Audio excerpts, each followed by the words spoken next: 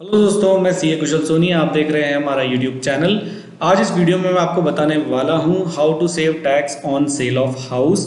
अगर आपने हाउस बेचा है या आप आगे बेचने की प्लानिंग कर रहे हैं तो ये वीडियो आपके बहुत ज़्यादा काम आने वाला है। ये वीडियो आपको इन्फॉर्मेशन देगा कि आपको जो प्रॉफिट होगा, जो गेन होगा हाउस बेचने पे, आप उस पर बहुत सारा टैक्स कैसे बचा सकते हैं। आपको इनकम टैक्स के सेक्शन की जानकारी होना बहुत ज़रूरी है उसके लिए, इसीलिए हमने ये वीडियो आपके लिए बनाया है। आइए देखते हैं इस वीडियो में क्या है।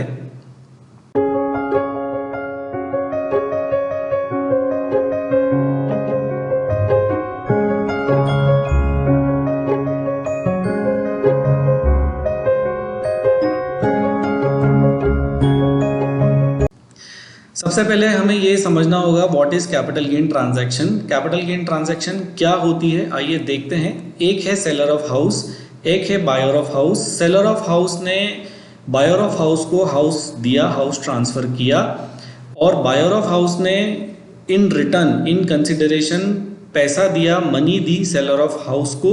हाँ जी, इसी ट्रांजैक्शन को हम बोलते हैं कैपिटल गेन ट्रांजैक्शन। इसी ट्रांजैक्शन से अराइज होगा कैपिटल गेन।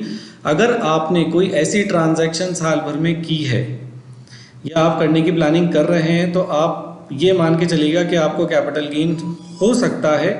और अगर आपको कैपिटल गेन होगा तो हो सकता है आपके ऊपर टैक्स भी लग जाए। अगर आपको टैक्स बचाना है तो ये वीडियो आपके लिए है।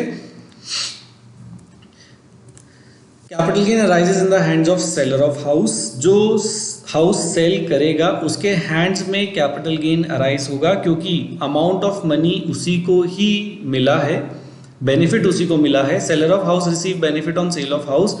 This benefit is known as capital gain. इसी बेनिफिट को या फिर इसी प्रॉफिट को आप कहते हैं capital gain. Types of capital asset. यहाँ पे हमें टैक्स बचाने के लिए कैपिटल एसेट के प्रकार, जो टाइप्स हैं कैपिटल एसेट की, वो भी समझना बहुत ज़रूरी है। इनकम टैक्स एक्ट 1961 के अकॉर्डिंग हमारे पास दो तरह की कैपिटल एसेट्स होती हैं। हाउस के कंटेक्स्ट में बात करें हम तो if house held for 24 months और लेस, तो शॉर्ट टर्म कैपिटल एसेट उसे मान लिया जाता है। और शॉर्ट टर्म कैपिटल एसेट अगर है और short term capital asset house की एसेट है आपके पास और आप उसको बेच देते हैं शॉर्ट टर्म रहते हुए ही, तो उस पर कोई टैक्स सेविंग, कोई टैक्स बेनिफिट आपको नहीं मिलेगा। दूसरा टाइप ऑफ कैपिटल एसेट देखते हैं अपन, जो कि है long term. If house held for more than 24 months then it is a long term capital asset. यहाँ पे टैक्स की सेविंग होती है आपको और यहाँ पे आप टैक्स बचा सकते हैं। अगर शॉर्ट टर्म कैपिटल एसेट है, मतलब आपने कैपिटल एसेट 24 मंथ्स या उससे कम होल्ड करके ही बेच दी है, तो आपको शॉर्ट टर्म कैपिटल गेन होगा और उस कैपिटल गेन को आप सेव नहीं कर पाएंगे। दूसरी तरफ अगर आप 24 मंथ से ज़्यादा लंबे समय तक हाउस को होल्ड करते हैं और फिर बेचते हैं, तो वो है लॉन्ग टर्म कैपिटल एसेट। इस कैपिटल एसेट को बेचने पे आपको टैक्स सेविंग हो सकती है। मैं आगे बताऊंगा आपको कि आप टैक्स कैसे बचा सकते हैं। तो यहाँ पे अगर आपने कोई हाउस होल्ड किया है और आप उसको शॉर्ट टर्म में बेचने का सोच रहे हैं, तो एक बार अपना प्लान, अपना जो डिसीजन है उसको इवैल्यूएट कर लीजिए। अगर आप उसको कुछ महीने और होल्ड कर सकते हैं तो कर लीजिए और उसको शॉर्ट टर्म से लॉन्ग टर्म में कन्वर्ट कर लीजिए और फिर बेचिए। ऐसा करने से आप बहुत सारा टैक्स बचा सकते हैं। यहाँ पे एक और चीज़ हमें समझना बहुत ज़रूरी है, how to calculate long term capital gain. Long term capital gain कैसे कैलकुलेट होना है, एक एग्जाम्पल के थ्रू मैं आपको समझा देता हूँ। For example, sale value of house है ₹100। यहाँ पे तीन चीज़ें आपको उसमें से लेस कर देनी है। पहली चीज़ है expenditure incurred Holi and exclusively for sale. For example, अगर आपने हाउस बेचने के लिए कोई ब्रोकरेज या कमीशन पे की है तो उसको लेस कर दीजिए। एक्सपेंडिचर में फॉर एग्जांपल ब्रोकरेज या कमीशन में इंडेक्सेशन का बेनिफिट नहीं मिलेगा। क्यों? क्योंकि आप करंट ईयर में ही पे करते हैं। सेकंड आइटम आपको लेस करना है indexed cost of acquisition, for example 30 rupees in this case. Next item आपको लेस कर देना है indexed cost of improvement, that is 20 rupees in this case. आप ये तीनों चीज़ें सेल वैल्यू में से माइनस कर देंगे तो आती है आपके पास लॉन्ग टर्म कैपिटल गेन की figure, that is ₹50 in this example. Indexed cost of acquisition और इंडेक्स्ड कॉस्ट ऑफ इंप्रूवमेंट। सबसे पहले मैं आपको ये बता देता हूँ कि इंडेक्सेशन क्या होती है। इंडेक्सेशन आप एक लेमन लैंग्वेज में कह सकते हैं कि ये एक इन्फ्लेटेड कॉस्ट है जिसमें इन्फ्लेशन का अफेक्ट दे दिया गया है, आप ये कह सकते हैं। अगर आपको एग्जैक्ट इंडेक्सेशन या फिर एग्जैक्ट इंडेक्सेशन का जो इंडेक्स है उसकी वैल्यू है, अगर आप किसी पर्टिकुलर ईयर की पता करना चाहते हैं तो कमेंट बॉक्स में कमेंट करके आप पूछ सकते हैं, हमारी टीम आपको वो इंडेक्स्ड कॉस्ट बता देगी। कॉस्ट ऑफ एक्विजिशन का मतलब होता है जो आपने परचेज प्राइस पे की खरीदते वक्त। कॉस्ट ऑफ इंप्रूवमेंट का मतलब होता है, फॉर एग्जांपल अगर आपने हाउस में अगर एक फ्लोर और कंस्ट्रक्ट कराया है तो वो कॉस्ट ऑफ इंप्रूवमेंट हो जाती है, उसको कॉस्ट ऑफ इंप्रूवमेंट में इंक्लूड कर लिया जाएगा। इस तरीके से आप अपना long term capital gain calculate कर सकते हैं। अब आते हैं मेन पॉइंट पे, how to save tax on long term capital gain. हाँ जी, इसको बहुत ध्यान से सुनिएगा। क्यों? क्योंकि आप कैपिटल गेन, उसकी कैलकुलेशन और क्लासिफिकेशन ऑफ कैपिटल एसेट, तीनों कॉन्सेप्ट बहुत अच्छे से समझ चुके हैं। तो ये वाला कंटेंट अब वीडियो का मेन और कोर कंटेंट है, इसको बहुत ध्यान से सुनिएगा कि आप लॉन्ग टर्म कैपिटल गेन पे टैक्स कैसे बचा सकते हैं।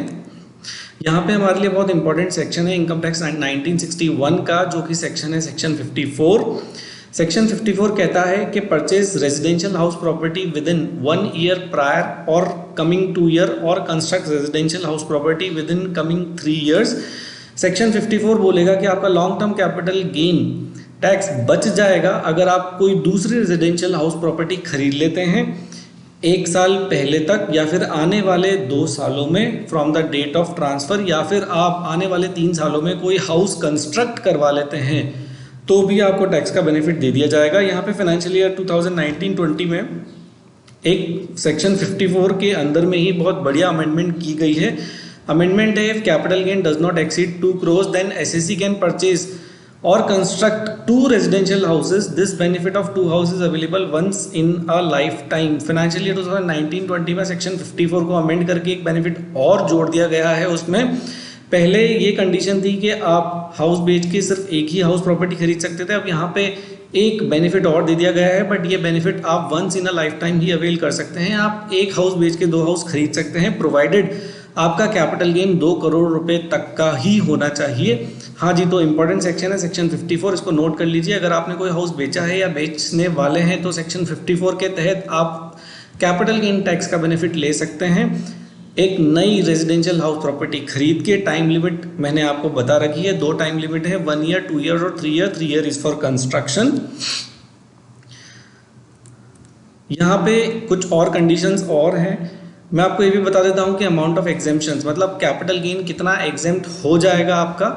Investment in the new house और capital gain whichever is lower, इन दोनों फिगर में से जो भी फिगर लोअर आएगी। फॉर एग्जांपल आपने इन्वेस्टमेंट किया 80 लाख रुपीस का और आपके कैपिटल गेन हो रहा है फॉर एग्जांपल 1 करोड़ का, तो आपको 80 लाख रुपीस की एग्जेम्पशन मिल जाएगी, उसका बेनिफिट आपको दे दिया जाएगा। तो यहाँ पे अमाउंट ऑफ एग्जेम्पशन है investment in the new house और capital gain whichever is lower. Do not transfer new house within 3 years of acquisition. ये गलतियाँ बिल्कुल भी ना करें। अपनी जो नई हाउस प्रॉपर्टी है जो आपने खरीदी है सेक्शन 54 में बेनिफिट जिसका लिया है कैपिटल गेन टैक्स बचाने के लिए, उसको 3 साल के अंदर में ट्रांसफ़र ना करें। 3 साल का लॉक इन है यहाँ पे नई हाउस प्रॉपर्टी पे। अगर आप ट्रांसफ़र कर देते हैं तो उसी ईयर में आपने जो कैपिटल गेन टैक्स बचाया था वो वापस से टैक्सेबल हो जाएगा, आप उसको वापस से उसका टैक्स देना पड़ेगा। तो याद रखिएगा, जो आपने सेक्शन 54 में नई प्रॉपर्टी खरीदी है टैक्स बचाने के लिए, उसको आपको होल्ड करके रखना है 3 साल तक। 3 साल का यहाँ पे लॉक इन पीरियड है। यहाँ पे एक और ऑप्शन है आपके पास, स्कीम ऑफ डिपॉजिट जिसे हम कहते हैं capital gain deposit account scheme. अगर आपने नया घर नहीं खरीदा है या फिर कंस्ट्रक्ट नहीं कराया है, आइए स्कीम ऑफ डिपॉजिट के बारे में देखते हैं ये क्या है। ये दूसरा ऑप्शन है टैक्स बचाने का। If the new house is not acquired up to the due date of submission of return, अगर आपने नया घर नहीं खरीदा है ITR की ड्यू डेट तक, ITR की ड्यू डेट आप अगर इंडिविजुअल एसएससी हैं तो आपके केस में हो सकती है 31 जुलाई। अगर आपने ड्यू डेट तक नया घर नहीं खरीदा है then tax payer will have to deposit money in capital gain deposit account scheme with a nationalised bank. If new house is not acquired then capital gain is taxable. अगर ITR की due date तक आपने कोई नई property नहीं खरीदी है तो आप एक ऑल्टरनेटिव का बेनिफिट फॉर सम टाइम ले सकते हैं, जिसको आप कह सकते हैं एक टेम्पररी नेचर का बेनिफिट है। आप नेशनलाइज्ड बैंक में कैपिटल गेन डिपॉजिट अकाउंट खुलवा लीजिए और उसमें वो सारा का सारा अमाउंट डिपॉजिट करवा दीजिए, मनी उसमें डिपॉजिट हो जाएगी। और कैपिटल गेन डिपॉजिट अकाउंट एक FD की तरह है, इस पर आपको इंटरेस्ट मिलेगा और इंटरेस्ट आपकी इनकम में एज अदर सोर्सेज टैक्सेबल भी होगा। अगर आपने वो जो मैंने टाइम लिमिट आपको बताई थी 1, 2 और 3 सालों में हाउस नहीं खरीदा या कंस्ट्रक्ट नहीं कराया और आपका अमाउंट इस कैपिटल गेन डिपॉजिट अकाउंट में ही डिपॉजिट रह गया, तो जैसे ही टाइम लिमिट एक्सपायर होगी आपके ऊपर कैपिटल गेन टैक्स लगा दिया जाएगा और आपको वो टैक्स देना पड़ेगा as per provisions of income tax act 1961। तो ये मत सोचिएगा कि एक बार कैपिटल गेन डिपॉजिट अकाउंट में आपने पैसा जमा करा दिया तो आपको टैक्स बेनिफिट मिल जाएगा। नहीं, ये एक टेम्पररी बेनिफिट है। आपको इसमें से टाइम लिमिट के दौरान, टाइम लिमिट के अंदर अंदर में ही पैसा निकाल के और दूसरी हाउस प्रॉपर्टी को खरीदने में या फिर हाउस प्रॉपर्टी को कंस्ट्रक्ट करने में यूटिलाइज करना है। ये था हमारा video how to save tax on sale of house. Thank you for watching this video. Thanks a lot. Bye.